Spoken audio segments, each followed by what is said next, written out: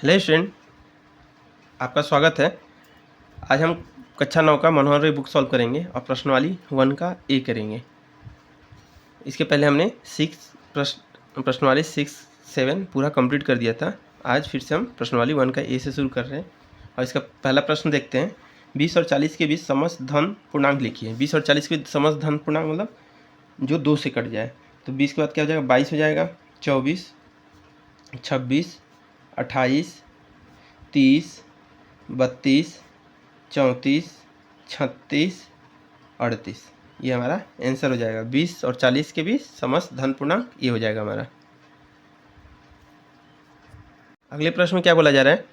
1 से 10 तक अभाज्य धन पूर्णांक लिखना है। 1 से 10 तक अभाज्य धन पूर्णांक लिखना है तो क्या लिखेंगे? 1 से 10 तक अभाज्य धन पूर्णांक 1 से 10 तक के बीच में हमको लिखना है। क्या हो जाएगा? 2 हो जाएगा, 3 हो जाएगा, 5 हो जाएगा, 7 हो जाएगा। ये हमारा अभाज्य धन पूर्णांक हो जाएगा। चलिए अगला प्रश्न देखते हैं। अगले प्रश्न क्या बोला जा रहा है? 2a+1 का क्रमानुयायी पूर्णांक बताइए। 2a+1 का क्या हो जाएगा?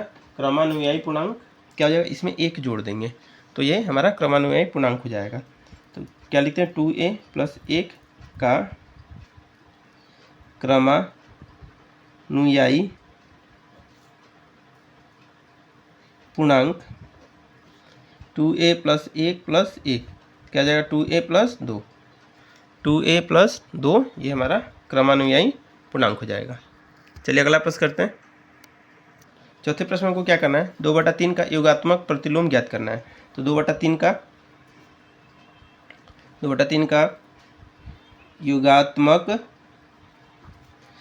प्रतिलोम क्या हो जाएगा? वो योगात्मक प्रतिलोम निकालना हो तो माइनस साइन लगा देते हैं। क्या करते हैं?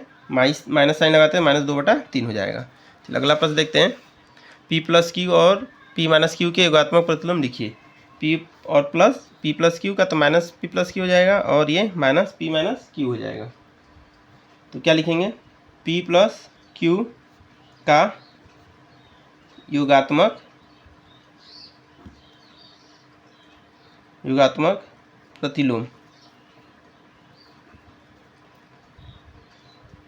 -P+Q ये हो जाएगा। P+Q का योगात्मक प्रतिलोम P-Q का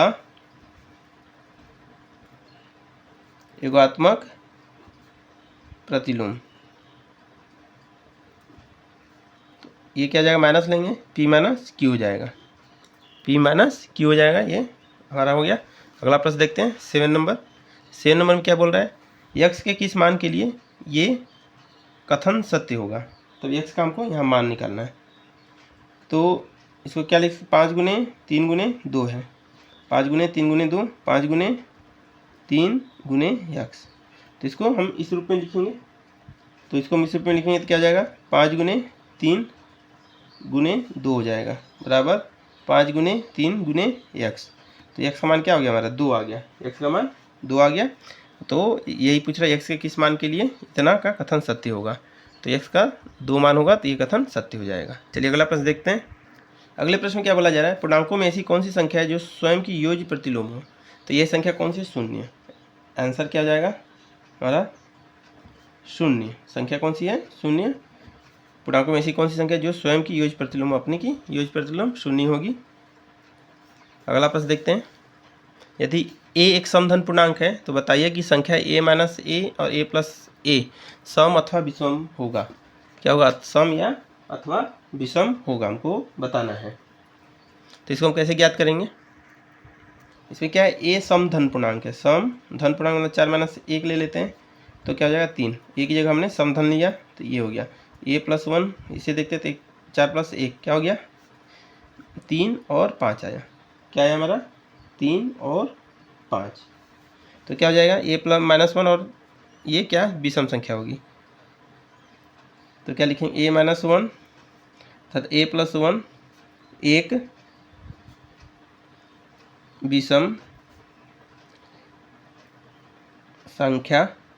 विषम संख्या होगी।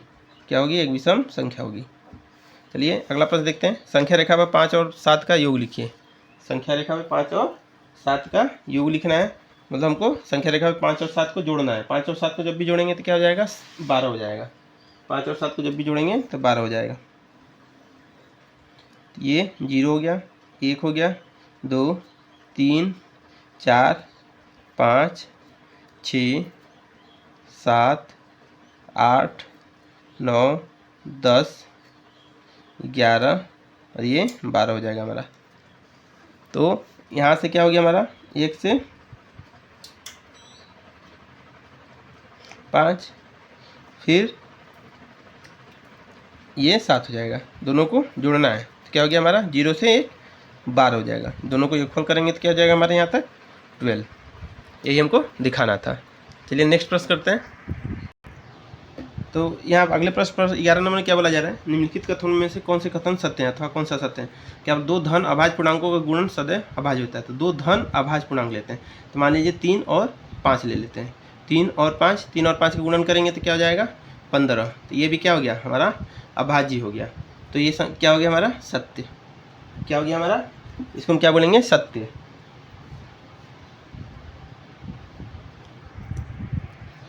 देखिए ये असत्य हो जाएगा, क्योंकि अभाज्य का मतलब क्या हो गया, अब 1 से कटना चाहिए और अपने आप से कटना चाहिए। ये किससे कट रहा है, 5 से भी कट रहा है, 3 से भी कट रहा है। अभाज्य का मतलब क्या हो जाएगा, 1 और अपने आप से कटना चाहिए। तो ये क्या हो जाएगा, असत्य हो जाएगा, क्योंकि हम यहाँ पे देखिए अब अभाज्य का मतलब 5 और 7 भी ले लेंगे तो 35 हो जाएगा। तो 5 और 7 से कटेगा। फिर अगला क्या है, 2 धन अभाज्य पूर्णांकों का योग सदैव अभाज्य होता है। धन पूर्णांक अभाज्य 3 और 5 लेते हैं तो क्या हो जाएगा 7। 3 और 5 हम लेंगे तो क्या हो जाएगा 7।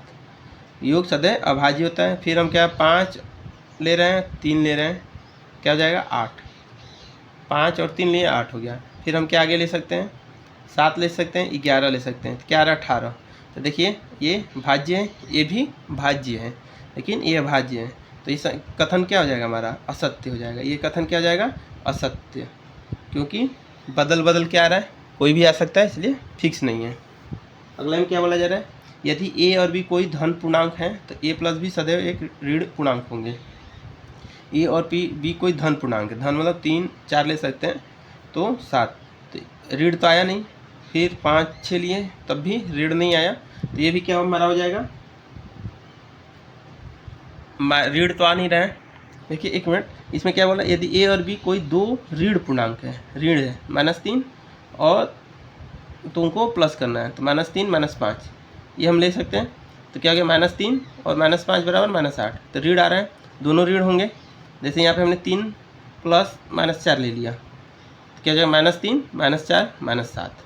तो दोनों ऋण आ रहे हैं, तो ये क्या हो जाएगा हमारा सत्य। ये हमारा सत्य, बाकी क्या हो जाएगा, बाकी दोनों असत्य रहा। चलिए अगला प्रश्न करते हैं। अगला प्रश्न क्या बोला जा रहा है, यदि a एक धन पूर्णांक है तो दिखाइए कि संख्या a +1 a+2 a+3 संख्या 24 से पूर्णतः विभाज्य है। तो हम क्या कर रहे हैं, a बराबर क्या रख रहे हैं, 1 रख रहे हैं।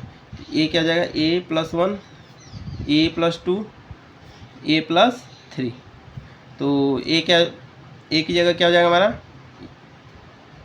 ये पहला संख्या, दूसरा, तीसरा, ऐसे ही दिया है तो 1 हो जाएगा। 1 + 1 1 + 2 1 + 3, क्या 1 2 3 4, ये हो गया। अब क्या है, 24 संख्या 24 से पूर्णतः विभाजित है। तो पहले हम क्या करेंगे, आपका जो a दिया है, a 1 से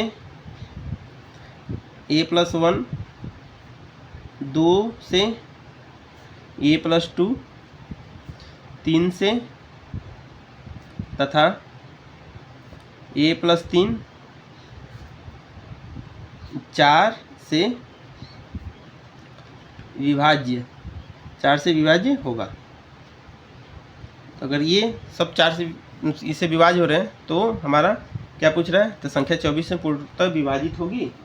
तो हम क्या करेंगे, सबको गुना कर देंगे, 1 गुने 2 गुने 3 गुने 4, तो क्या हो गया 24। तो क्या होगा, 24 से पूर्णतः विभाजित होंगी। तो लिखेंगे अतः 24 से पूर्णतया विभाजित होंगी।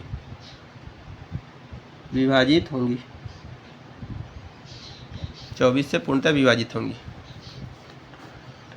यदि ए एक सम धन पूर्णांक है और बी एक विषम धन पूर्णांक है तो बताइए कि निम्नलिखित संख्या में से कौन सी सम होगी। ए को क्या बोला जा रहा है, सम धन पूर्णांक। सम मतलब 2 4 6 5 8 10 ये सब हो जाएंगे। और बी विषम है। बी क्या है हमारा, विषम। बी विषम है। संख्या कौन सी सम होगी, इसमें पूछ रहा है कौन सी संख्या सम होगी। तो विषम मतलब 3 5 7 11 13 ये सब विषम संख्या हो गया। तो अब पूछ रहा है ए स्क्वायर, तो हम क्या करेंगे, देखिए ए स्क्वायर मतलब 2 सम संख्या होगी। तो सम संख्या गुने सम संख्या, सम संख्या और सम संख्या गुना करेंगे तो क्या आएगा हमारा, सम संख्या। क्या आएगा, सम संख्या। तो क्या हो गया, ए स्क्वायर हमारा क्या हो गया, ये सम संख्या। ए स्क्वायर हमारा सम संख्या हो गया।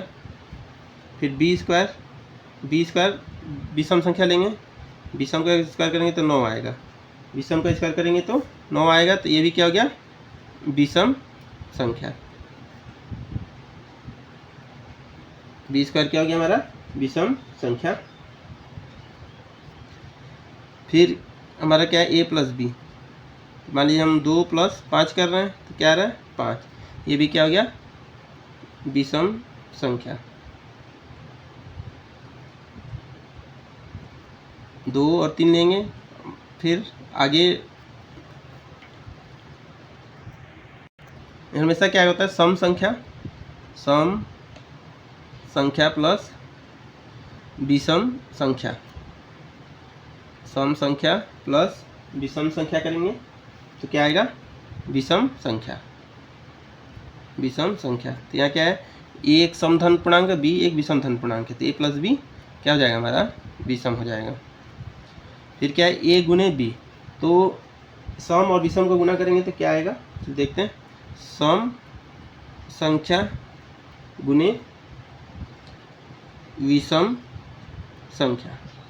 सम संख्या गुने विषम संख्या तो क्या हो जाएगा, सम संख्या। क्या सम संख्या हो जाएगा तो क्या हो जाएगा, ए गुने बी। अब यहाँ पे क्या है, सम संख्या है और सम संख्या में कुछ एक जोड़ रहे हैं। तो मान लीजिए सम संख्या में जोड़ेंगे 3 हो जाएगा, एक जोड़ेंगे विषम संख्या हो जाएगा। सम संख्या और ए प्लस 1 करेंगे तो देखिए ये सम संख्या है ए, और ए प्लस 1 करेंगे तो ये क्या हो जाएगा, विषम। तो सम और विषम को जोड़ने पे क्या है, गुना करने पे यहीं पे सम और विषम को हमने जोड़ा तो क्या हो गया, सम संख्या। तो यहाँ पे क्या हो जाएगा, ए प्लस 1 क्या हो जाएगा हमारा, सम संख्या।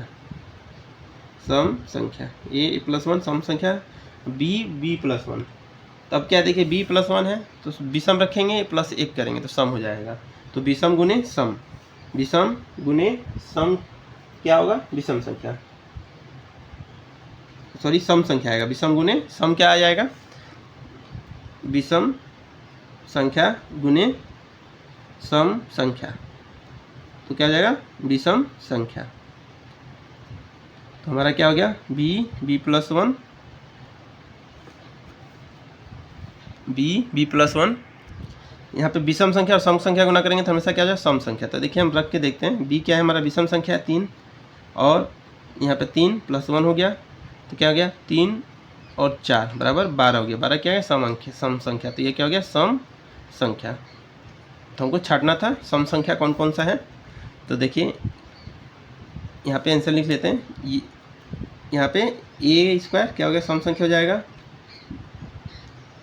अब बी स्क्वायर विषम है, ए प्लस बी विषम संख्या हो जाएगी, क्योंकि हमने देखा 2 और 3 को जोड़ते तो वही 4 और 5 को जोड़ रहे 9 हो जा रहा है, 6 और 7 को भी जोड़ रहे 13 हो जा रहा है, 8 11 19 हो जा रहा है, 23 हो जा रहा है। फिर ए गुने बी को देखते हैं। ए गुने हमारा क्या है, सम संख्या। जो सम संख्या उसको हम राउंड कर दे रहे हैं। ये भी हमारा सम संख्या हो जाएगा और ये भी हमारा सम संख्या हो जाएगा। तो यही पूछ रहा था कौन कौन सा सम संख्या होगा। तो सम संख्या को हमने राउंड कर दिया। चलिए अगला प्रश्न देखते हैं। पूछ रहा है, यह धन पूर्णांक के किन गुणधर्मों के अंतर्गत निम्नलिखित कथन सत्य है। तो ये 3 गुने 8 + 7, 3 गुने 8 + 3 गुने 7। तो ये कौन सा नियम हो जाएगा, डायरेक्ट लिख देते हैं। योग पर गुणा, योग पर गुणा के वितरण नियम पर सत्य है। योग पर गुणा के वितरण के नियम के लिए सत्य है। फिर अगला बी नंबर में देखते हैं क्या है, 3 + 5 + 9, 3 + 5 + 9, तो क्या हो जाएगा, यह योग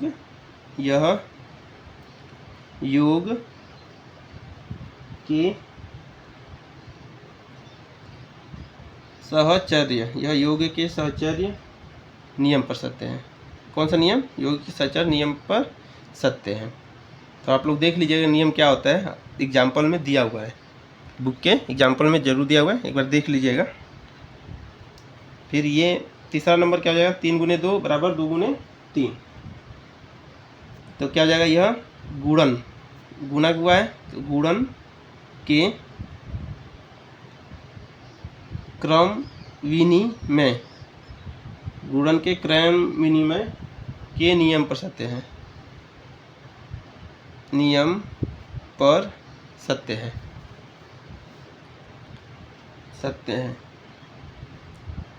डी नंबर क्या जाएगा, 3 × 5 = 1 × 5, तो a = 3 रखेंगे तो क्या जाएगा हमारा, 3 × 5 और 3 × 5 हो जाएगा, दोनों अपना बराबर हो गया।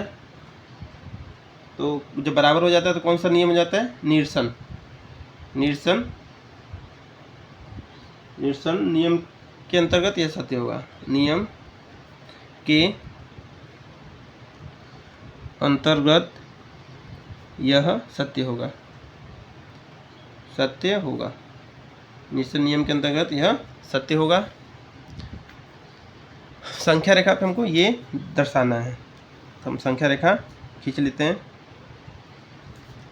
तो मान लीजिए ये 0 है, इधर आएंगे तो -1 -2 -3 -4 और ये -5। तो हमको पहले -5 दिखाना है, तो इसको हम राउंड कर देते हैं, -5 हो गया हमारा। फिर -2 दिखाना है, तो ये हमारा -2 हो गया। फिर क्या करना है, 0 दिखाना है, तो 0 को हम राउंड कर रहे हैं, जो दिखाना है उसको हम राउंड करते जा रहे हैं। फिर हमको क्या करना है, 1 दिखाना है, तो ये 1 हो गया। ये 2 दिखाना है, तो ये 2 हो गया, 1, फिर 3 4, फिर ये क्या हो गया हमारा 5। तो ये प्रश्न वाली 1 का ए हमारा फिनिश हो गया। अब अगले क्लास में मिलेंगे, अभी के लिए इतना ही। जय हिंद, जय भारत।